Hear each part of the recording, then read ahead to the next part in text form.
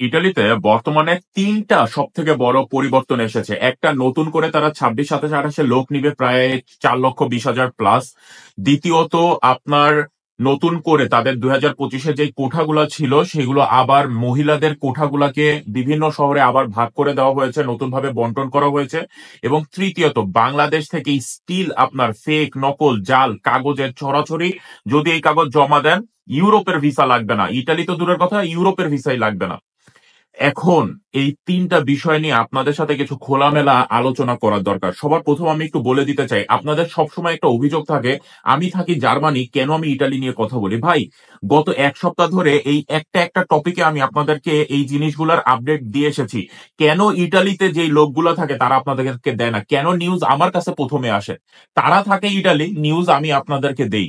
তো এরপরেও আপনাদের মনে সন্দেহ থাকে যে আমার ইটালি সম্পর্কে কোনো আইডিয়া নাই। যাই হোক, ব্যাপার না, একটু খোলামেলা আলোচনা করি। দেখেন, সবার প্রথম, নতুন ফ্লুসি আসবে ইনশাল্লাহ, এবং সেখানে বাংলাদেশের নাম থাকবে আলহামদুলিল্লাহ, খুবই ভালো কথা।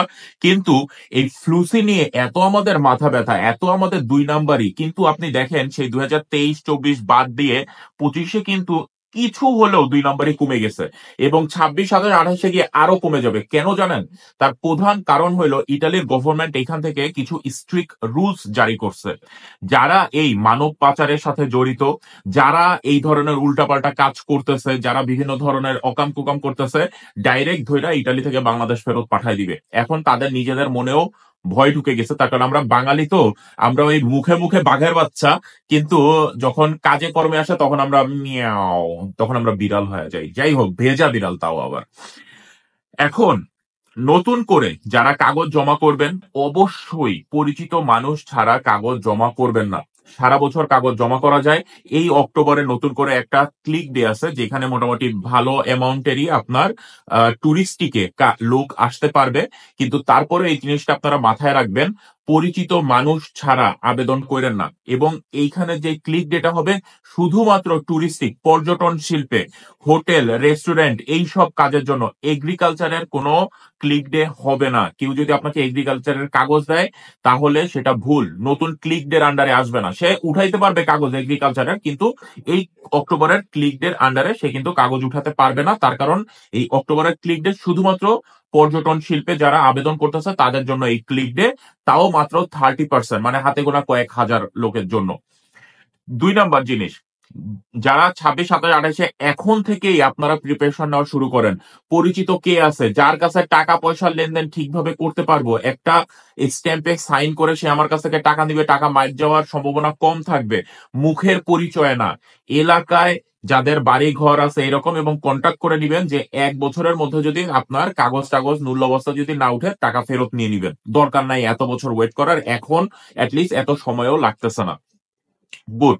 দ্বিতীয় বিষয়টা হলো নতুন করে কোঠার ডিস্ট্রিবিউশন। দেখেন, অনেকেই কিন্তু 2025-এর একটা ভালো অ্যামাউন্টের মূল্য অবস্থা উঠে গেছে, বাংলাদেশের উঠছে কিনা এই নিয়ে আমরা এখন কমপ্লেক্সিতে যাব না, আমরা আলোচনায় যাব না, বিতর্কে যাব না। তার কারণ হলো যাদের আসার একটা ভালো অ্যামাউন্টের লোক অলরেডি চলে আসছে, সেই কারণেই কিন্তু তারা নতুন করে এই কোঠার ডিস্ট্রিবিউশন করছে। মহিলা যেই কোঠা ছিল, মহিলাদের জন্য প্রায় 40%-এর মতো কোঠা ছিল, যেখানে ধরেন এগ্রিকালচারে আপনার লোক লাগবে, ধরেন কথার কথা ধরেন 10,000, সেইখানে প্রায় 3-4 হাজারের মতো মহিলাদের কোঠা ছিল।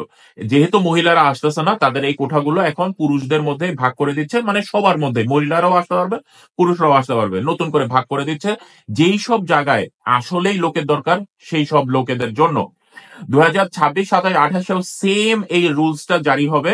যেখানে মেইন লোকের দরকার, আগে আমরা দেখতাম যে আপনার কাম্পানিয়া, নাপোলি, সালের্নো, কাসেরতা, আভেলিনো থেকে প্রচুর পরিমাণে আপনার আবেদন জমা পড়তো, এখন সেগুলো কমে যাবে। তার কারণ তারা এই আবেদন করার যেখানে লোক দরকার, কোথায় লোক দরকার না, এগুলো তারাও বুঝে গেছে, এবং ডিমান্ড অনুযায়ী আপনাদের ওইখান থেকে কোঠা দেওয়া হবে, এইটা মাথায় রাখবেন।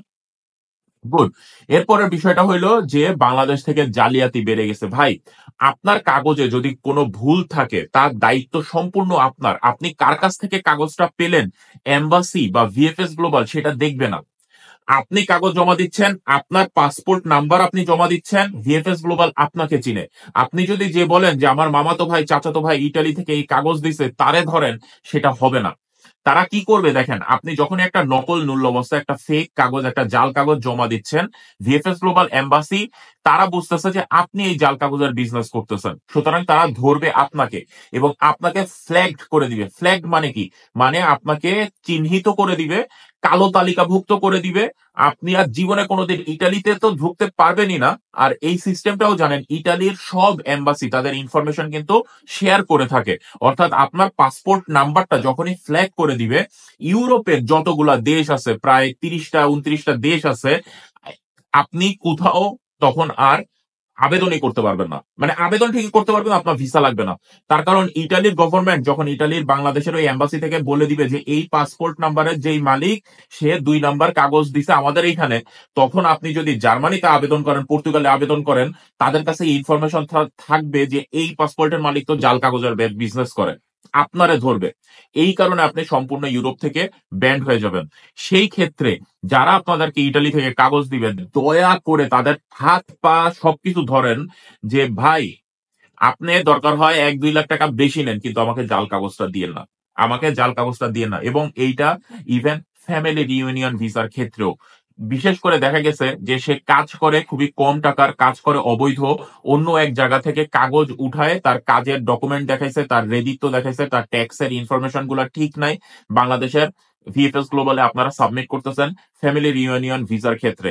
ভবিষ্যতে যদি আপনারা কোনোভাবে ধরা খেয়ে যান, কোনোদিনও কিন্তু আপনার ওয়াইফ, আপনার স্পাউস, আপনার বাচ্চা, আপনার বাবা মা কেউ কিন্তু আপনারা আনতে পারবেন না আপনি। সুতরাং জাল কাগজ না, আপনি দরকার হয় 1টা বছর ওয়েট করেন, একটা সঠিক কাজ করেন, সঠিক ডকুমেন্টের এগেইনস্টে আপনি তাদের জন্য আবেদন করেন। এরকম জাল ফেক কাগজ দিয়ে নিজের জীবন তো নষ্ট করবেনই, অন্যের জীবনটা আপনারা নষ্ট করতেছেন। সুতরাং যেই 3টা আপডেট আমি বলেছি আপনাদেরকে, আবার একটু রিপিট করি। নতুন করে ফ্লুসি আসতেছে, 4,20,000 মতো লোক নিবে এবং আস্তে আস্তে বাংলাদেশে ট্রেনিং সেন্টার খুলে তারা বাংলাদেশ থেকে ট্রেনিং করায় লোক ঢুকাবে। এটা ফ্লুসির বাইরে, ফ্লুসির আন্ডারে পড়বে না, আপনাদের কোনো টাকা লাগবে না। এখন বর্তমানে 160 জন ট্রেনিং এর আন্ডারে আছে, ভবিষ্যতে এটা বাড়ানো হবে এবং সেটা শুধুমাত্র বাংলাদেশের টেক্সটাইল ক্ষেত্রে। এবং তারা চিন্তা করতেছে টেলিকমিউনিকেশন, শিপ বিল্ডিং, এই জিনিসগুলো বাংলাদেশের থেকে তারা ট্রেনিং করায় আনবে। কিন্তু সেটা কোন এজেন্সি, কার মাধ্যমে, কিভাবে, এগুলা পরবর্তীতে আস্তে আস্তে প্রকাশিত হবে। এটা খুবই গোপনীয় এবং খুবই মানে সরকারিভাবে তারা করায় নিয়ে আসতেছে খুবই কম সংখ্যক লোকের জন্য। দ্বিতীয়ত হইল যে আপনার এইখানে কোঠার ডিস্ট্রিবিউশন নতুন করে করা হয়েছে। যাদের এখনো নুলাবস্থা উঠে নাই, তারা একটু আশার আলো দেখতে পারেন। আপনাদের মালিক বা যারা মধ্যস্থতাকারী আছে তাদের সাথে কন্ট্যাক্ট করেন, দেখেন হয়তোবা আপনার কাগজটাও উঠে যেতে পারে। ভবিষ্যতে যে ক্লিক ডে আসতেছে এই অক্টোবর মাসে, সেটা শুধুমাত্র পর্যটন শিল্পের জন্য। এবং সর্বশেষ, এই জাল কাগজের বিজনেস যারা করেন তাদের বিরুদ্ধে আমাদের সকলের সবার পজিশন থেকে রুখে দাঁড়াইতে হবে। 23-24-এর যারা নল্লাবস্থা নিয়ে বসে আছেন ভাই, আপনারা ভুক্তভোগী থাকতেছেন। আল্লাহর উপরে ভরসা রাখেন, একটু অপেক্ষা করেন। যদি হয় হইলো, না হইলে না হইলো। আপনাদের কোনো আপডেট নাই, কিছুই নাই। মালিক মধ্যস্থতাকারীর সাথে সুসম্পর্ক রাখেন, দেখেন কি হয়। তার কারণ এত অনেক হইছে, আলহামদুলিল্লাহ অনেক হইছে। আপনাদের অবস্থান থেকে আপনারা চেষ্টা করছেন, এখন বাকিটা আল্লাহর উপরে ছাড়া দেন। তা বাদে আমার বলার কিছু নাই। আপনাদের জন্য জাস্ট সমবেদনা আমি প্রকাশ করতে চাই। ভালো থাকবেন সবাই, দোয়া করবেন আমার জন্য। আল্লাহ হাফেজ, আসসালামু আলাইকুম।